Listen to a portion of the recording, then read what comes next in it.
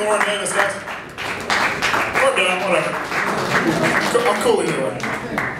How's it going? Yeah. Let's talk about the issues. Everyone's pissed off at Chick-fil-A these days. You'll hear a lot about it here tonight because they said, you know, they don't believe in gay marriage, you know, which is the worst thing any giant company has ever said or done, except for all those other awful things that companies have said and done over the years, you know. Like Tyson Crupps, you know those guys, they make elevators, they're everywhere, they're in every mall. Probably used one today or yesterday, you know. Turns out one of the Krupps in Tyson Krupp was convicted as a war criminal at Nuremberg. A Nazi war criminal. I don't know about you guys, but I'm not taking the stairs, you know? Like, my devotion to human rights go only so far when my walking is involved. Ford Motor Cars. Henry Ford of Ford Motor Cars once published an essay called "The International Jew, the World's Foremost Problem." It's true. And last time I checked, motor cars aren't even delicious. I'm just saying it's a guy's opinion, you know what I mean? It's, you know, it's not rounding up gay dudes and putting them on trains. It's just his opinion, you know? Like, I'm just not gonna let it ruin my day, you know? You know what ruins my day more than the Chick-fil-A "we don't like gay marriage" thing is the Wendy's ketchup by request only policy. You guys know you need ketchup on your fries. You know that, you dicks. And you know that I'm gonna forget to ask for ketchup because I'm high, which is why I'm at Wendy's. It's like dudes when you're in a relationship with a woman and she gets mad at you for something or other that you didn't do, and you're like, "Oh, well, you never asked me to do that," and she's like, "Oh, I shouldn't have to ask." That's how I feel every time I'm at Wendy's. Like a spurned girlfriend stewing in anger. It's that old saying, it's like hell hath no fury like a woman scorned, or a fella who gets home to discover they didn't put any goddamn ketchup in his Wendy's bag. Has to eat dry fries, nobody likes that. I went out drinking with my friends earlier this week, which I think is good. A, because I'm chemically dependent on alcohol. And B, because it's a good way to find out if your friends are crazy, you know what I mean? Like, they could just be hiding behind a mask of sobriety the whole time. And they get a hot toddy or two, I don't know if people still say that, get a hot toddy or two in them, and all of a sudden they're nuts. Like we were at my place, we were getting ready for our night of drinking by drinking. So we got out of the car, it's just a good thing to do after you've been drinking. And we were like yelling shit out, you know, because that's something that we're wont to do when we've been drinking. And it's all stupid, you know, like one guy was like, man, let's tie one on. And then another guy goes, woo! You know how people say that sometimes. And then a third guy goes, man, it's a good night to die. I had no idea that Doc Holliday was in the backseat of my 4Runner. It's 2001 previous owner, what's up ladies? That Doc Holliday was in the back of my 4Runner and we were going to OK Corral.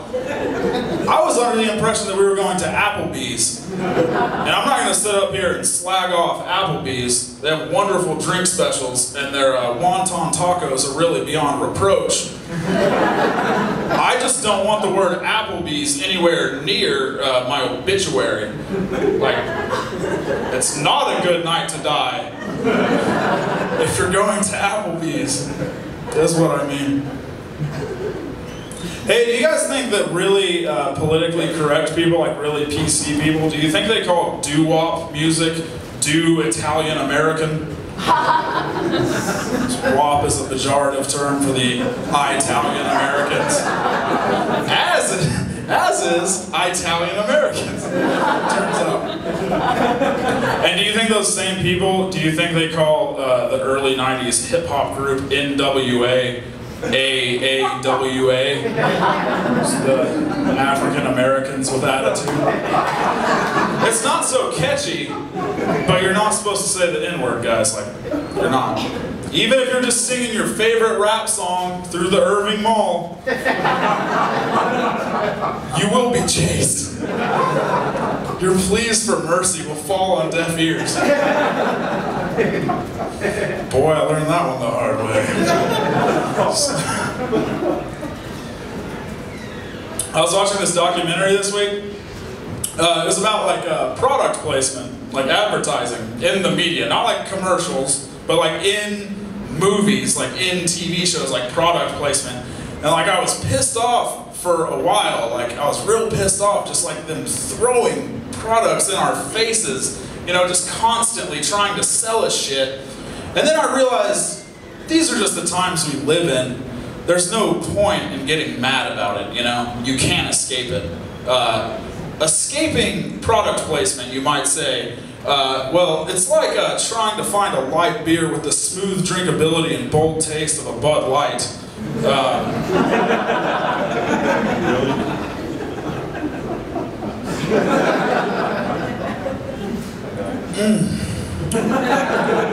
It's the sure sign of a good time. That's what I mean with that joke.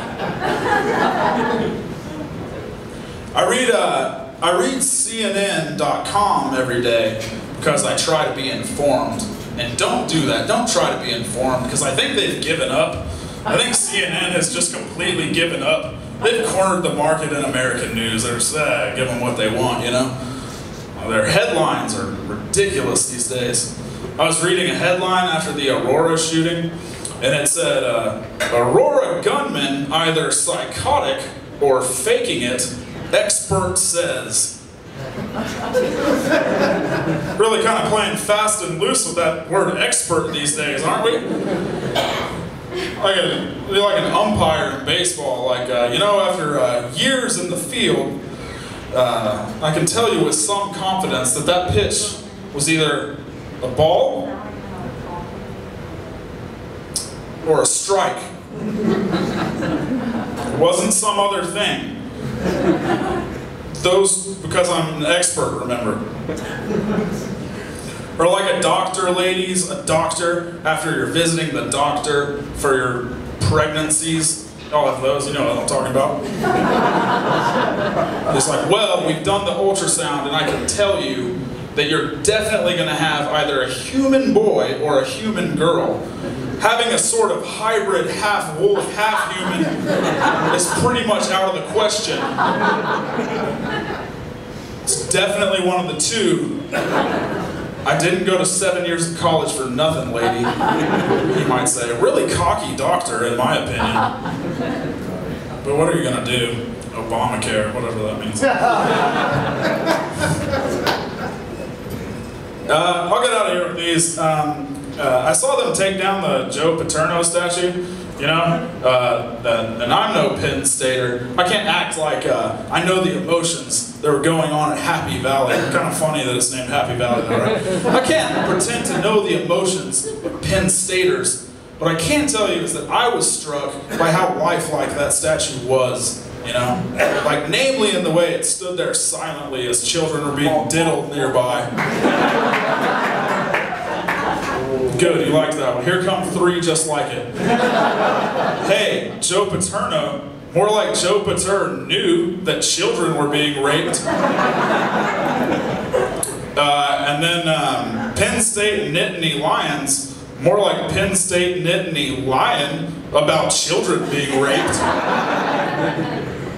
And lastly, former Penn State President Graham Spanier, more like former Penn State President Damn Spanier, you should have told someone about all those children being raped. Alright guys, that's my time. I'm Scott Chris.